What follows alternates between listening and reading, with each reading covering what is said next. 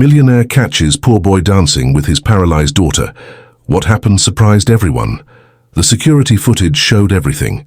A 17-year-old boy in worn sneakers and a faded hoodie, gently lifting a wheelchair-bound girl and swaying with her in the empty hospital corridor at midnight.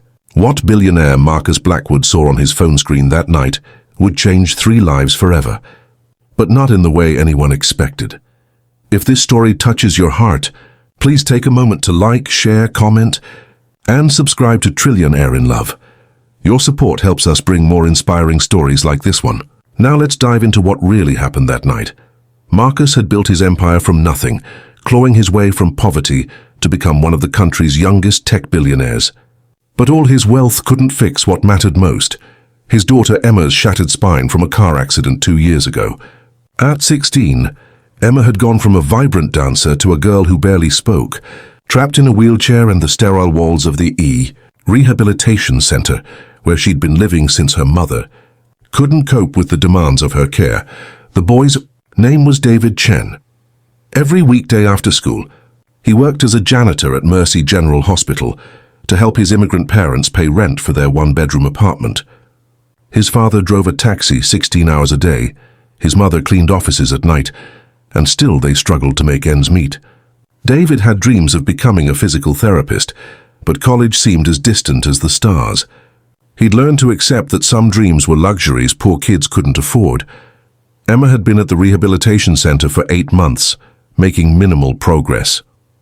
Her physical therapy sessions were mechanical, her engagement with staff polite but distant.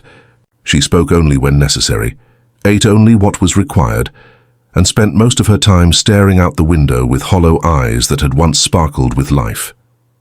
The medical team was concerned about her emotional state, but nothing seemed to reach her. David first noticed Emma during his evening cleaning rounds. She was always alone in the recreation room, positioned by the large windows overlooking the city. Something about her profound sadness reminded him of his younger sister back in China, who they'd had to leave behind when his parents immigrated. One evening, as he mopped nearby, he heard her whisper something that stopped him in his tracks. "I used to dance," she said, so quietly he almost missed it. "I was going to audition for Juilliard." Without thinking, David paused his work. "What kind of dancing?" he asked gently. Emma looked surprised that someone had heard her, more surprised that someone cared to ask. "Contemporary ballet. I started when I was 5. Her voice carried the weight of dreams deferred. "My dad paid for the best teachers, the best studios. He said I had real talent." Had? David set down his mop and moved closer. "You still have it. Talent doesn't disappear because your body changes." Emma laughed bitterly. "Easy to say when you can walk." David was quiet for a moment, then pulled out his phone. "My sister used to dance too. She taught me some moves before we left China. Not professional like yours, but..." He showed her a video of himself dancing alone in his apartment, moving to a slow, emotional piece. His technique was raw, but his passion was undeniable. For the first time in months, Emma's eyes showed a flicker of interest. "You're not terrible," she admitted, the hint of a smile crossing her face. That night began an unlikely friendship. David would finish his cleaning duties and spend time talking with Emma about dance, about dreams, about life beyond the walls that confined them both. He learned that her mother had abandoned the family after the accident, unable to handle the reality of Emma's condition. Her father visited daily, but their conversations were stilted, weighed down by guilt and helplessness. Emma learned that David worked 2 jobs while maintaining straight A's in school, that he sent half his earnings to help support his sister back home, and that he'd taught himself to dance by watching YouTube videos during his breaks. Despite everything he'd sacrificed, he radiated a quiet optimism that Emma found both infuriating and infectious. 3 weeks into their friendship, David made a suggestion that terrified Emma. "I've been thinking," he said during one of their late evening conversations, "dancing isn't just about legs. It's about expression, emotion, storytelling. Maybe we could try something together." Emma's face went white. "I can't dance, David. I'll never dance again." "Who says?" David's voice was gentle but firm. "I've been researching wheelchair dancing. There's a whole community of dancers who perform in chairs. It's beautiful, Emma. It's still dance." Emma turned away, tears streaming down her face. "You don't understand. I can't feel anything below my waist. I can't control my body. I'm broken. David knelt beside her wheelchair, his eyes level with hers. You're not broken. You're different now, but you're not broken. And maybe together we could figure out a new way to move, a new way to tell stories through movement. It took 2 more weeks of gentle persuasion before Emma agreed to try. David had spent hours researching wheelchair dance techniques, watching videos, understanding the mechanics of movement and partnership. He approached it with the same determination he brought to everything in his life, the belief that hard work and heart could overcome any obstacle. Their first attempt was clumsy and emotional. Emma felt vulnerable and exposed, her body not responding the way she remembered. But David was patient, encouraging, never pushing too hard. He learned to be her legs while she focused on her upper body, her arms, her expression. Slowly, gradually, they began to find a rhythm together. The transformation was remarkable. During their secret practice sessions in the empty recreation room, Emma began to come alive again. Color returned to her cheeks, light to her eyes. She started engaging more with her physical therapists, eating better, even laughing occasionally. The staff noticed but didn't know what had changed. Marcus Blackwood, however, was about to find out. He'd installed security cameras throughout the facility after some expensive equipment went missing. The cameras were meant to catch thieves, not capture moments of transcendent beauty. But on a Tuesday night in November, the motion sensors activated, and Marcus received an alert on his phone. What he saw on the footage made him pull over his Bentley and watch in stunned silence. His daughter, the girl who hadn't truly smiled in 2 years, was radiant as she moved in her wheelchair in perfect harmony with a boy he didn't recognize. They weren't just dancing, they were flying, creating something achingly beautiful from circumstances that should have crushed them both. The boy lifted Emma from her wheelchair with infinite care, supporting her weight as they swayed together. Emma's arms moved like water, her face glowing with pure joy. For those few minutes, she wasn't a paralyzed girl in a rehabilitation center. She was a dancer again, whole and magnificent and free. Marcus watched the entire 10-minute session, tears streaming down his face.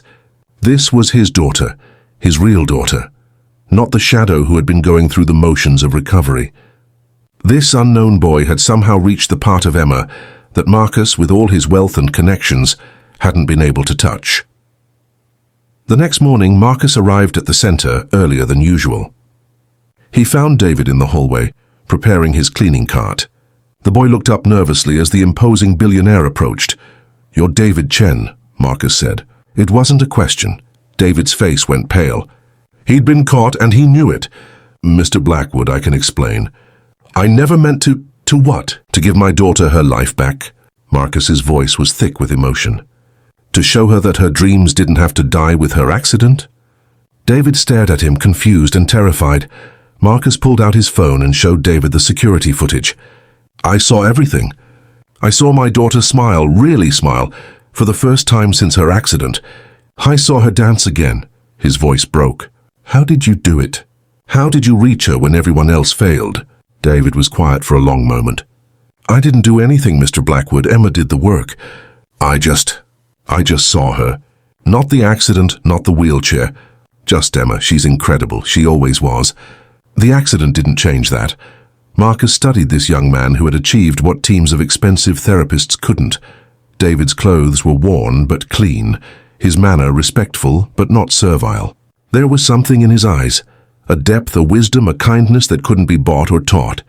"Emma told me about you," Marcus said. "About your dreams, your family, your work ethic. She said you want to be a physical therapist." David nodded, not daring to hope where this conversation might lead. "I want to make you an offer," Marcus continued. "Full scholarship to any university you choose. Complete financial support for your family while you study.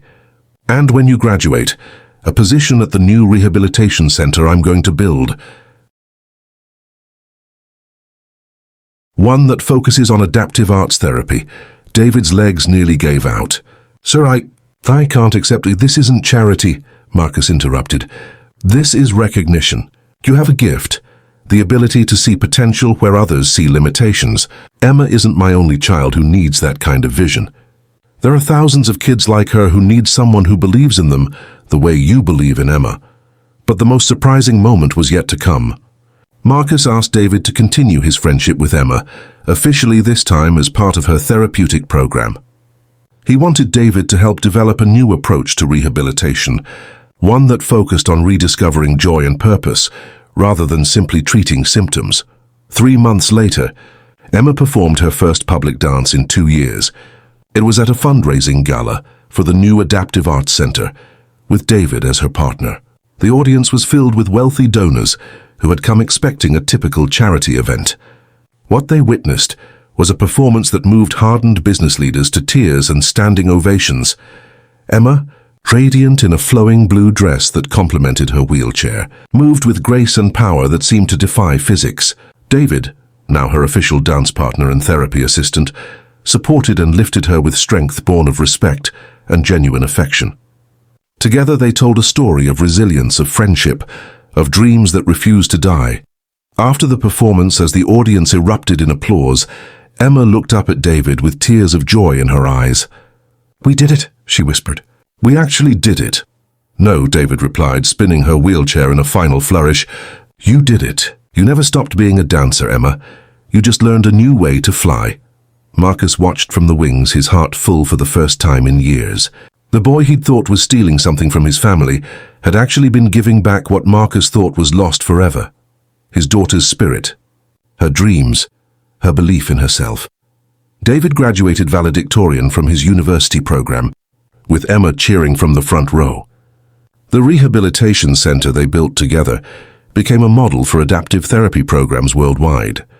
But more importantly, their friendship grew into something that transcended their circumstances, a bond forged by mutual respect, shared dreams, and the understanding that the most powerful force in healing isn't medicine or money, but the simple act of seeing someone else's true potential.